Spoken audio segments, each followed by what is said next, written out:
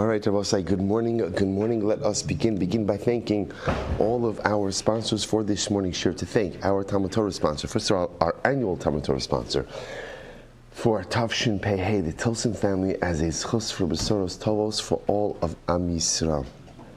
Our Talmud Torah sponsors for the month of Tishrei, Dr. Linda Weinberg, in loving memory of her husband of 53 years, Dr. Paul Weinberg, Paris Moshe ben Avraham David, in commemoration of his fourth yahrzeit, and Avram and Shandy Kelman, in memory of their parents, Jerome and Bernice Kelman, and Alexander and Frederica David.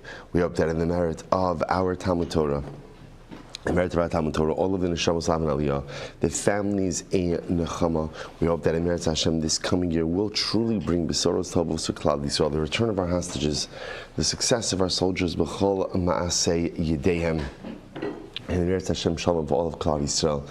So we'll say, goes without saying, today, being October 7th, there is so much to say and so much to reflect on. I'm gonna leave my comments for them. I'm gonna record them separately, only because we have a limited amount of time today for the daf before Slichos, so there's not really enough time to go ahead and focus on anything else. And I will say, but it is important as follows, just to reflect on the following simple idea, which is that a lot of times when anniversaries like this come, we don't know what to do with it. What is the avoda? What is the avoda of today, of October 7th? So of course, it goes without saying that part of the avoda is to mourn, and part of the avoda is to reflect on the losses of Klal Yisrael. And only now, with October 7th and then with the immediate launch into war, so sometimes a person or a nation is so focused on survival that there's not even the opportunity to reflect on what has been lost. In general, you see this even in personal mourning. In personal mourning, that, especially in Yiddishkeit, someone dies who we love, a loved one dies, burial happens so quickly. So I have to get all the arrangements done, then there's Shiva, then I have to throw together eulogy, and everything happens so in such a frenetic pace until finally Shiva's over, and then I have to get back to life. And it's interesting because Chazal created for us the concept of a yahrzeit, and the concept of a yahrzeit is an opportunity to reflect. That's when now a year has gone by, I've gone through an entire cycle of life without my loved one, and I'm able to understand what it is that I have truly lost. And that's the power of an anniversary, that's the power of a yahrzeit, that's the power of reflection. And I think as we come along to October 7th, like I said, I'll share more thoughts later on. But I think as we come to October 7th, we have an opportunity to really take a step back and to reflect on the heartbreak, to reflect on the loss, to reflect on the way that our nation, our beautiful ancestral homeland, and we as individuals have experienced such dramatic, monumental change. We are such a different people, we are such a different nation than we were a year ago. And things that we thought we would have to contend with, things we never thought we'd have to contend with, we do. And as we come to this anniversary, it is so important, number one, to focus and to feel the loss and the pain of Am Yisrael.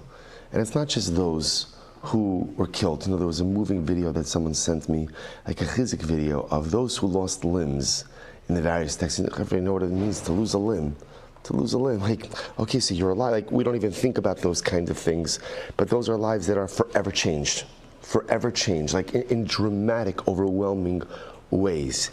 The collateral damage that occurred a year ago is beyond our comprehension. So our part of the avodah is to reflect.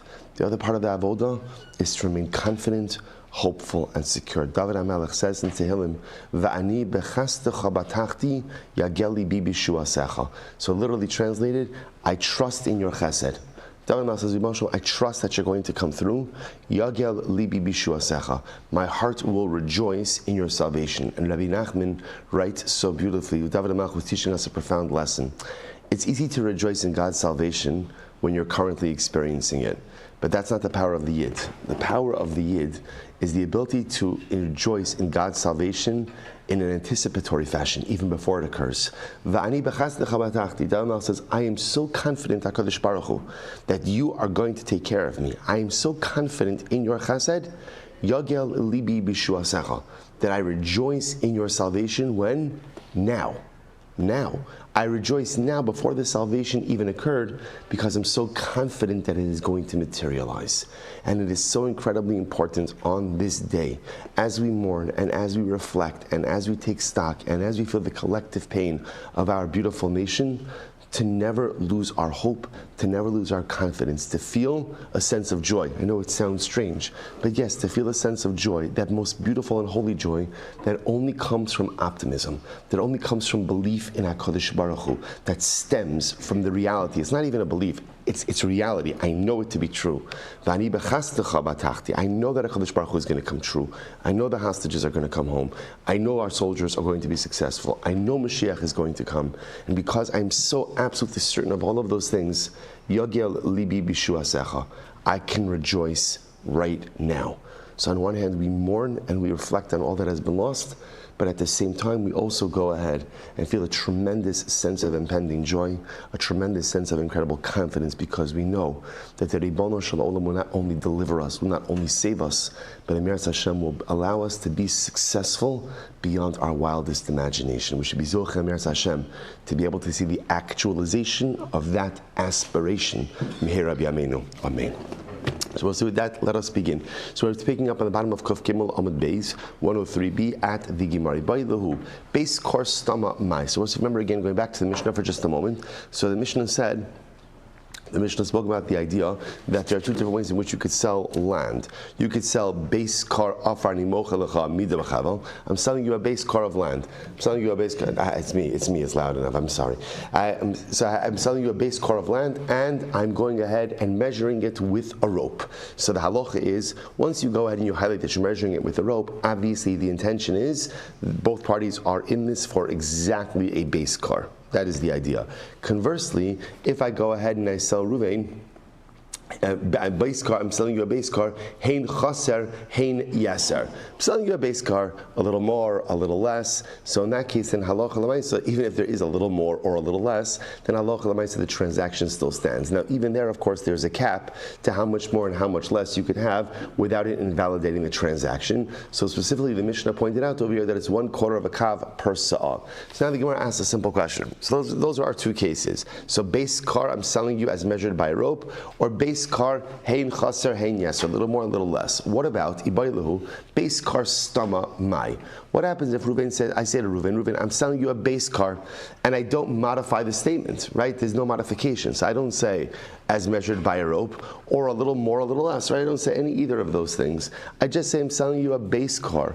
What's the halacha in that situation? So the Gemara says, Tashma, so let's analyze this. Tashma, base car afar nimocha lecha mida b'chavel. So it goes over the Mishnah. The Mishnah said, I say to Reuven, I'm selling you a base car of land as measured by a rope, which means again, specifically a measured base car, top of Kuf Daled 104a, pachos kol shehu yinakeh, yeser kol shehu yachzir. So in that case, halacha l'maaseh, if it turns out that I oversold, so then Reuven is obligated to return it. If I undersold, I'm obligated to give it to Reuven. So I'll say, now what can you infer from this? Hastama kehein chaser hein yeser dami. Now I'll say that what you can infer from that is, it's only in this case where halacha l'maaseh, I make an explicit statement that I'm selling you a base car as measured by a rope. That's when I have to sell him exactly a base car. But it sounds like if I just said base car stam, I'm just selling you a base car, that's really the equivalent to base car animocha lecha hein yeser hein chaser. That even means, even if it has a little bit more or a little bit less. Okay, that's the inference. Here's the problem. Amos Seifa, look at the end of the Mishnah. Ve'im amar lo hein chaser, hein yeser. But yet at the end of the day, look at the end of the Mishnah. The Mishnah said, if I say to Reuven, I'm selling you a core of land, and again, base car, and it might be a little more or it might be a little less, then what's the halacha? Afilu piches rova l'sa'ah, o hosi rova l'sa'ah higio. Then even if it turns out that I undersold or oversold by 1/4 of a kav per sa'ah, ultimately the transaction stands. So what do you see from here? Hastama kemida bechavel dami. So what you see from here is that it's only when you attach, only when you append that statement, hein chaser, hein yeser, that it's an approximate sale. But if you don't append that, then how does the halacha look at it? Like an exact sale. So the Gemara says, see what the problem is. We go through this all the time in the Gemara, where the Gemara essentially ends up with contradictory inferences from two different cases in Mishnah, right? right? When looking through the lens of the first case, I'm selling you a base car as measured by a rope. That's when it has to be exact. If I would say base car stam, it doesn't have to be exact. But if you infer from the end of the Mishnah, if I sell you a base car, hein chaser, hein yeser, a little more, a little less, that's when there's a little wiggle room. But if you just said base car stam, then it's an exact amount. To which the Gemara says, you're right, Ella meha lakalamashma minei. The truth is, you can't really infer the answer to our question from either of these sources. Okay, so therefore the question still stands. Again, what are the two cases I know? Case number one, I know, as I say to Ruvain, I'm selling you a base car of land and we're measuring it with a rope. So in that case, everyone knows what does that mean? Exactly a base car. Case number two, I'm selling you a base car, a little more, a little less. And what's the halacha? You could have a little more, a little less. How much little more, how much little less? A quarter of a kav per saw. Fine. What about I just say base car stam? No, by the way, I'm not saying stam. I'm not saying stam, right? Really what it means is, I'm just saying, I'm selling you a base car. So there's no modifying, modifying appended phrase. So I'm just selling you a base car. So what is that? Which category does that fit in? Okay, so far we haven't been able to answer. Let's go weiter. Tashma. Base car afrani mochelacha. Listen to this brisa. I say to Ruvain, I'm selling you a base car of land. Or ki base car afrani mochelacha, or I'm selling you like a base car of land. Then what's the halacha? Hein chaser hein yeser ani mochelacha. Or I say to him, Ruvain, I'm selling you a base car, a little more, a little less. Then what's the halacha? Filu piches rova l'sa'a, a hoser rova l'sa'a higiu. Even if there's a little bit more, i.e. a quarter of a kav per sa'a, or a little less, a quarter of a kav per sa'a, ultimately the sale stands. So Rabbi say, what do you see from here? Alma, stama nami kehein chaser, hein yeser dami. So Rabbi said, this brisa seems to be pretty explicit, right? Because the brisa, interestingly enough, we'll have to understand the structure of the brisa, but the brisa essentially says, case number one is I'm selling you a base car, right? Case number two is I'm selling you like a base car, and case number three is I'm selling you a base car, a little more, a little less. The brisa links all three of those cases together and says, in these cases, again, the halacha is that you could sell a little more, a little less, up to a quarter of a kav per sa'a. So what do you see from here? This seems to be pretty explicit that base car stam, that when you just sell someone a base car without any modifying appended phrase or any appended and modifying phrases, that halacha l'maisa, that is kehin chaser, hein yeser. That means like a little more and a little less. Alma, stama nami kehin chaser, hein yeser dami. So stam base car is like saying, I'm selling you a base car, a little bit more, a little less. To which the Gemara says, no. Hasan perushe kamefarish. The brisa actually is coming along to explain the different phrases of the brisa are there to explain one another. What does this mean? So the Gemara says, watch this. Ezehu base car, shehi ka base car. So Rabbi said, listen to this. What is the case of selling a base car that is like you said, ki base car, right? Because also remember again, everyone agrees if you say ki base car, I'm selling you like a base car, then what? Then that includes a little more, a little less. So the Gemara is asking, so the way the Gemara reads the brisa is almost like a question and answer. What is the case of selling a base car that is like selling like a base car? What's that case? Kegon the amarle hein chaser hein yeser. It's equivalent. It's the case where again I say to Reuven, I'm selling you a base car, a little more, a little less. A little less. Interestingly enough, fascinating. We thought originally in the brisa, we thought the brisa was three cases. We thought the case number one was base car. Case number two was ki base car. And case number three was base car hein yeser hein chaser hein yeser. Kamashal the Gemara says it's actually one case. It's actually one case. What's the case of where you sell someone a field and you could sell a little bit more, a little bit less than a base car? That's the case of the Amarle in Chaser and Yeser. Okay, so Maskav Rav Ashi. Rav says, 1 second. If that's the case, Imkain ani mocher lecha lamali. Here's the problem with interpreting the brisa that way. What's the problem? Is it doesn't read well. Right? If you look at the lashon of the brisa, right? How does the brisa reads as three independent cases? Because how is it structured? Base kar afar ani mocher lecha, right?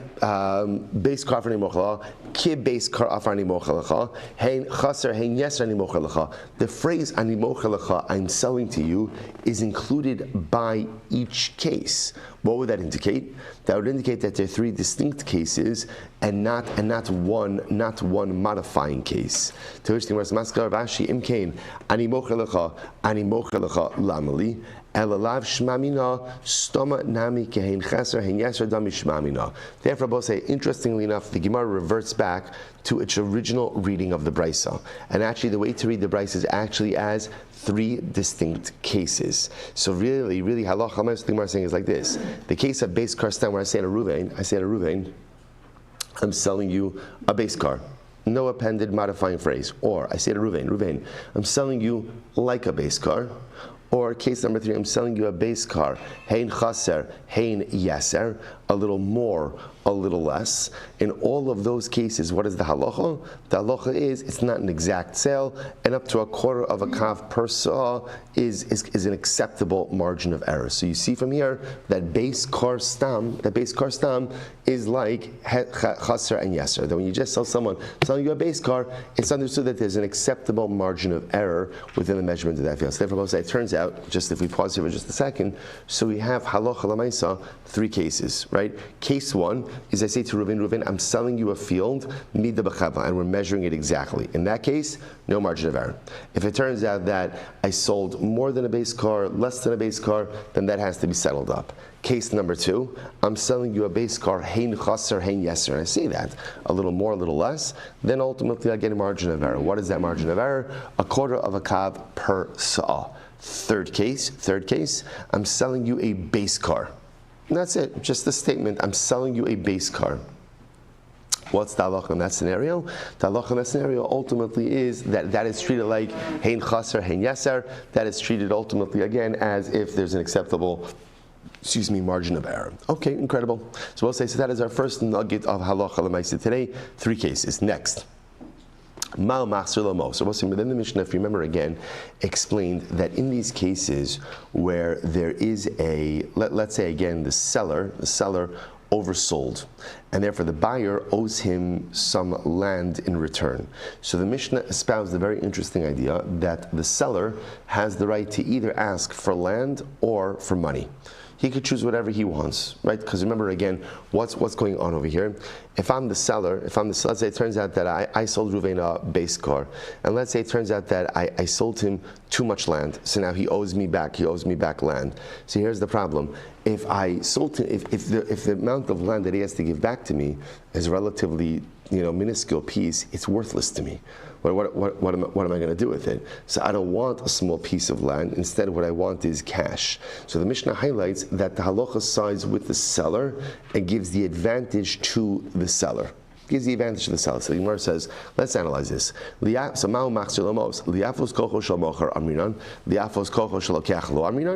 Gemara makes it sound like, the Gemara asks, the Mishnah makes it sound like we only care about bolstering the rights of the seller, but not bolstering the rights of the purchaser. But is that true? Vatanya, we learned, Piches shivas kabin umechza lakar.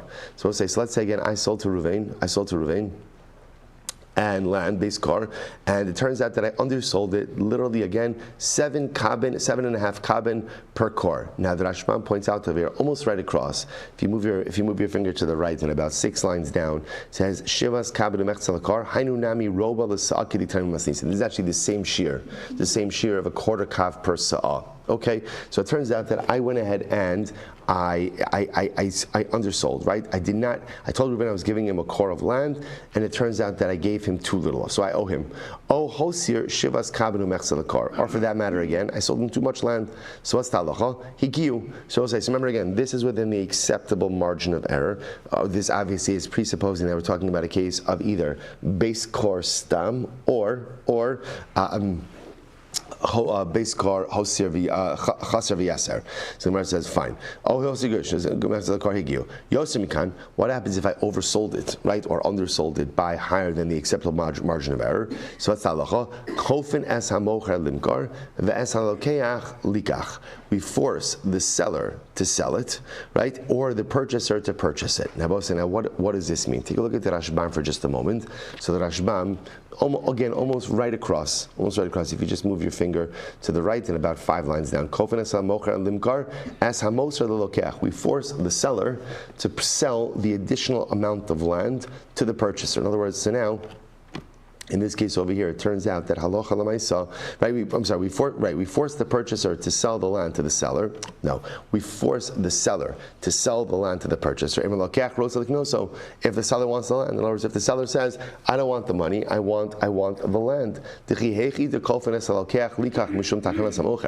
same way that we could force the seller, the same way that we could force the purchaser to keep the land and return money for the benefit of the seller. Right? So shelo yehi nifsad hahu miyot karka the kolfin al midas dom. Because also remember again, like we said before, in a case where halacha l'maisa, the seller oversold. So now the purchaser owes land back to the seller. So the seller says, "I don't want that land. I don't want that land because that minuscule piece of land is irrelevant and unusable for me." So we'll force the purchaser to pay money and not give back and not give back land. And interestingly enough, that Rashbam says the reason we do this is fascinating. He throws this in kolfin al midas stone, right? Midas stone. So we'll say, so what's midas stone? So midas stone was, the halacha understands if I want to do something that's advantageous to me, but sometimes in life something is irrelevant to me, but it's advantageous to someone else. So midas stone is when you won't do something advantageous for someone else, even though what? It has zero impact on you.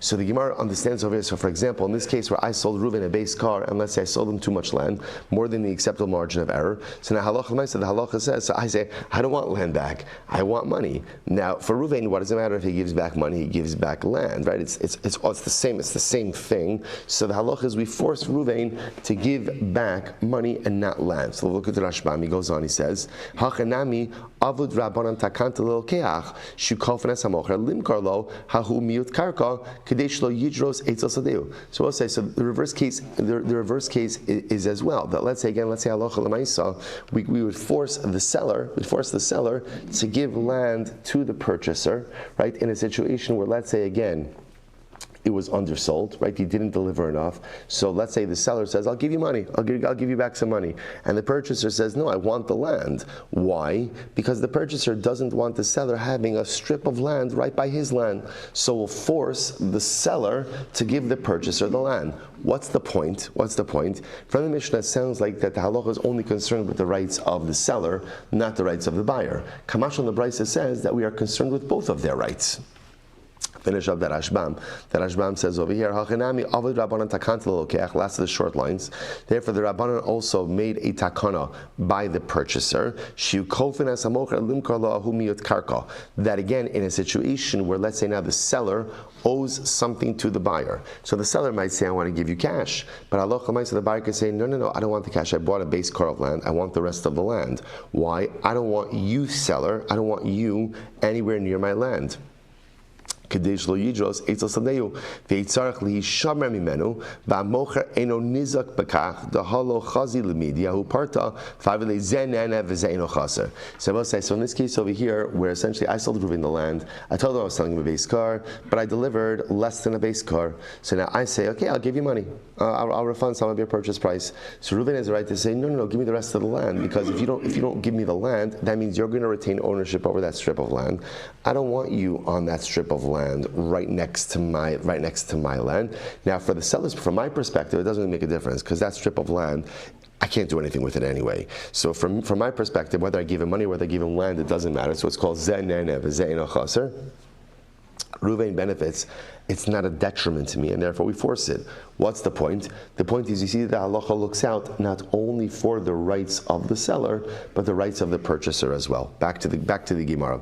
So the Gemara says, "V'atanya piche sheva kabel mechzel kara hosir." Hasam kigon. And so listen to this. Gemara says, "I'll tell you, it's a different case. Hasam kigon dav yakira meikara v'zil hashta." We're talking about a case that at the time of the sale, the land was expensive, and now it went down in value.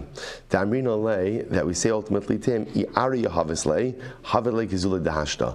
I'm going to go ahead and, the halacha says to me, the seller, that if I'm going to go ahead and make the purchaser whole, I have the ability to give him land in accordance with the depreciated current value.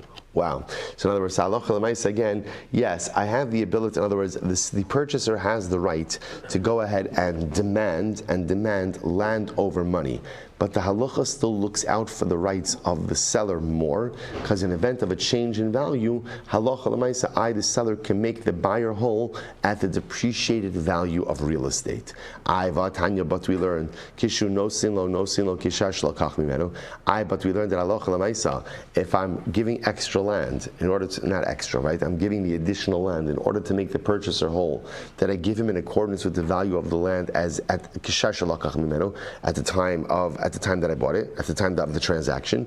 Hasam kigon dahavazula meikara the karla hashta. That's talking about a case, interestingly enough, where it was inexpensive then and then went up in value. So if it went up in value, I have the ability to give him the land in accordance with the value of the land at the time of the transaction. So we'll say, so bottom line, halacha l'maisa, the ruling of the Mishnah is correct, meaning that the halacha looks out for the rights of the seller more than the rights of the buyer. So fascinating, so we protect it. And therefore, again, in this case over here, just to kind of circle it back, in this case where it turns out that there was an oversale or an undersale, assuming that we are above the threshold of acceptability, halacha l'maisa, it is the seller who has the right to decide, am I giving cash or am I giving land? Same thing with return, it's the seller who could go ahead and dictate, am I getting cash or am I getting land? So we'll say, what will be the logic? What will be the logic of protecting the seller? Right? So we'll say, so again, it's this is capitalism, right? We want people to sell property. We want people to engage in transactions, especially property sales, which again seems from the Gemara's perspective that halacha l'maisa, when did you sell property? When did you sell property? When you were in trouble, right? People really did not sell real estate unless they really had to. So it seems like this was to encourage some type of real estate market by protecting the rights of the seller. Okay, interesting. Let's go weiter. Shimshir besad the base test cabin. So let's just remember again that interestingly enough, this concept that the seller has the right to go ahead and either demand money or land, whatever benefits him most, only is in a case where the land in question is very insignificant. Because what is the seller going to do with that insignificant strip of land? But the Mishnah then goes on to say that if the piece of land is significant, then halacha l'maisa, we deal in land and not in money. So the Mishnah gave examples of significant amounts of land, right? Beis tisha kabin. I'm just quoting to you from the Mishnah. Shimshir besada. So, for example, again in a field, it would be an area of 9 kabin. In a gina, an area of a half a kav, and according to Rabbi Akiva, beis rova. Right. So these are already more significant amounts. And if the transaction dealt with these amounts of land, then you would deal with returning land and not money. Says the Gemara, Amar Rav Huna, tes kabin she'amar afilu bebeka gidola. So Rav Huna comes along and says, by the way, the tes kabin that we're talking about over here, the 9 kav of land, is even in a very large field. Take a look at the Rashba for just a moment. It's about 7 lines up from the bottom. Amar Funa tez kabin shamru b'masnisin dim hosiru b'sada lesnu b'toras mechira v'lo b'toras asiyas cheshbon li'afos koch lokech el chazaras karka. Now the Mishnah spoke about that if you're dealing with tez kabin of land, in other words, if that was the margin of error, that you go ahead and you return the land and not money, that's even if it's tes kabin in a very large field, right? Because everything is relative. Tes kabin is significant, but I might have thought that tes kabin in a very large field is not so significant. Kamash malan it is. Rav Nachman says, no saying shivas kabin umechta l'chol kor v'kor. So Rav Nachman says essentially that halacha l'maisa, there essentially is a forgivable amount of 7.5 kavin for every lechol kor v'kar, for every kar. Amud beis v'ika milsa yisera letishas kavin hadri. So obviously I will say, if it turns out that the transaction erred, transaction is the wrong English, but if it turns out that the parties erred in the transaction more than that amount, so therefore again the amount of error, the amount of real estate error gets up to the amount of 9 kabin, then of course I will say once we get to that threshold, then everything is returned, or the additional land is returned. Eisvei Rava Rav Nachman. So Rava asked Rav Nachman the following shayla: Shimshir besad beis tisha kabin de lav. I'm sorry, Eisvei Rava Rav Nachman. So Rava came out to ask. So let's remember again. So Rav Nachman was of the opinion that halacha l'maisa 7.5 kavin, right? 7.5 kavin is the forgivable amount. Up to that amount is a forgivable. If you look at the Rashbam, last Rashbam on Amud Aleph, to lo shna rova echad that the forgivable amount in a transaction ultimately is 7.5 kavin for every core, and it doesn't matter how large the field is. That's the ratio. More than that, if it gets to a ratio of 9, that's when halacha l'maisa are going to have to return it. Okay, so now comes the second line, Kuf Dalid Amud Beis 104b. Here we go. Eisei Rav Rav Nachman. So Rava raised the kasha to Rav Nachman. So Shimshir Besada Beis Tisha Kabin. So the Gemara says, if you went ahead and there was left over in a field of 9 kabin, lav dezabin lekurayim. Are we not talking about a situation where halacha l'maisa there's only 2 core of land that was sold, in which case the ratios are off? Lo dezabin lekor. Now we're talking about a situation where halacha l'maisa he only sold them a core. Ubegina beis chatzi kav. And in a gina, even a half a kav, lav dezabin le'sasayim. Are we not talking about a case where the gina in question was 2 sa'a, in which case again Rav Nachman's math doesn't work? Lo dezabin le'sa'a. Now we're talking about a case ultimately of 1 sa'a. Ukedir Rabbi Akiva beis rova. And according to Rabbi Akiva beis rova, my lav dezabin le'sa'a. Are we not talking about where the property, right, the transaction was only 1 sa'a? Lo dezabin le'chatzi sa'a. So we'll say, so again, this was just a series of questions lobbed at each of these opinions to contradict the position of Rav Nachman, but it turned out the Gemara answers it by essentially saying that each of them were dealing with a sale of a certain shear. Okay, fine. But Rav Ashi, we'll say now, listen to this case. So, now we'll say now, here's one of the interesting things that comes out from the Mishnah. Depending on what it is that you're selling, so the margin of error differs. Right, which makes sense. In other words, if you take a look, like even in the Mishnah, right? So the Mishnah we had a sada. Sada usually means like a wheat field, a gina, which is a garden, which could be vegetables. Right, so you have different fields that have different forgiveness amounts, or different margins of error. To which the Gemara asks an interesting question. By Rav Ashi, sada v'nas is gina v'nas is sada mai. What happens if you have a tract of land that originally was a sada, then was converted to a gina, or a gina and then converted to a sada? So what's the halacha? In other words, what do you do about the status of a transaction for that field? In other words, how are you gauging the margin of error? According to what it originally was, or according to what it is? To which the Gemara answers, teku. Okay, we have to leave that. Interesting. So the Gemara says as follows: Tana, em hayasamoch lisadehu. I'm sorry. Tana, em hayasamoch lisadehu. Afilu kol shum machzir lo karka. So this is a very interesting case. If you look at the Rashbam, so it's about I think about 20 lines up from the bottom. Tana im haya. Look at the Rashbam inside. So Tana im haya. Hahu sadeh shemachar samoch lisadehu acher. Afilu im hoser kol shu al zayin kabinu mechza lekor machzir lo karka v'lo yaaseh cheshbon da chazi litztarufei lisadehu. So we'll say, now listen to this. I sold Reuven a field. And what happened? And halacha l'maisa, it turns out that I oversold. But I oversold less than the shear. So what's the halacha? The halacha is, I'm sorry. So I sold Reuven a field that was next to one. So in other words, I own a field, call it field A. I sold Reuven field B, which is right next to my field A. And what happens? Afilu im hosir kol shu al zayin kabinu mechza lekor machzir lo karka v'yolo yaseh cheshbon. Even if halacha l'maisa, it turns out that, let's say, undersold, oversold by a negligible amount. So normally we would return money. In this case, you automatically return land. Now what's the logic behind that? Because since the land that I'm selling is right next to land that I already own, so the strip of land is meaningful.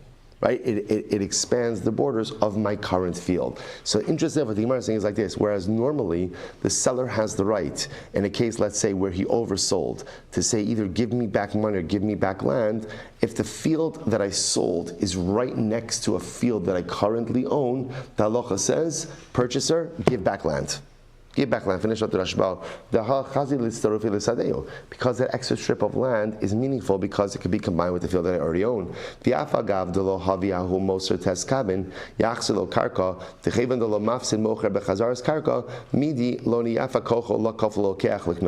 So we'll say, interestingly enough, this is one of these situations where really no one loses and everyone benefits. In other words, the purchaser, he's going to have to return something anyway. So it does, and either way, the seller, meaning me, I'm going to be Ruvain's neighbor regardless. So in this case, because there's an objective benefit to me getting back that little strip of land, the halacha says return it. Fascinating. So the Gemara asks the following question. Back to the Gemara.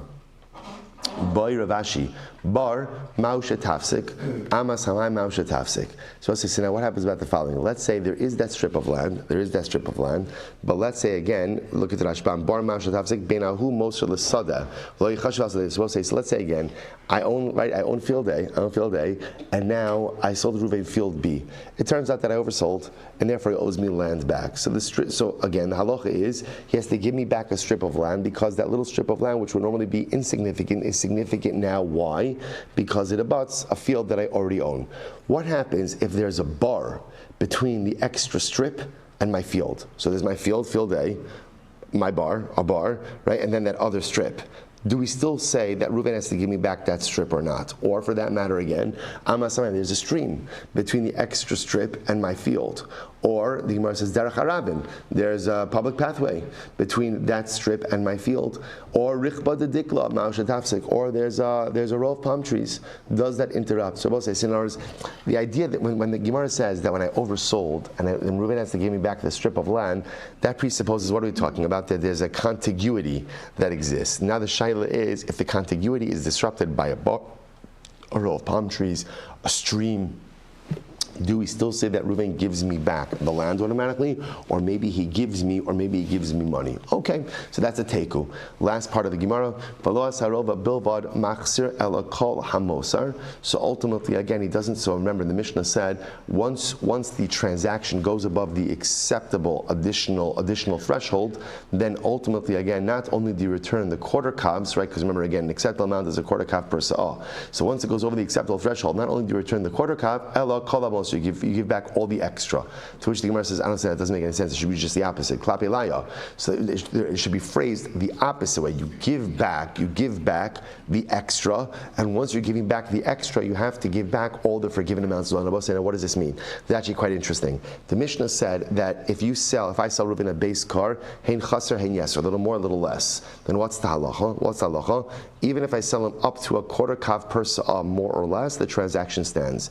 Above that, I have to return. What the Mishnah is saying is once you have to return not only the extra, but all of the quarter kav of sa'ahs, per core as well. So the Gemara says, you're right, I just have to read it. Tani Rabban Rav Nachman, lo esamos bilban machzir. You don't only return the additional amounts, but rather ella kol hariva'in, ella es kol hariva'in kulan. So we'll say, so once you go above the acceptable threshold, not only do you have to go ahead and return the excess, but at that point you also have to return all of the additional quarter kav per sa'ah amounts as well. All right, I will say, shkoyach.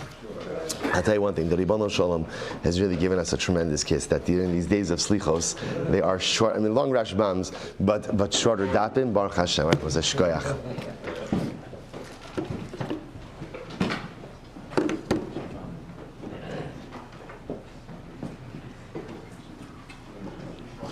All right, Chevron, have a great day, everyone.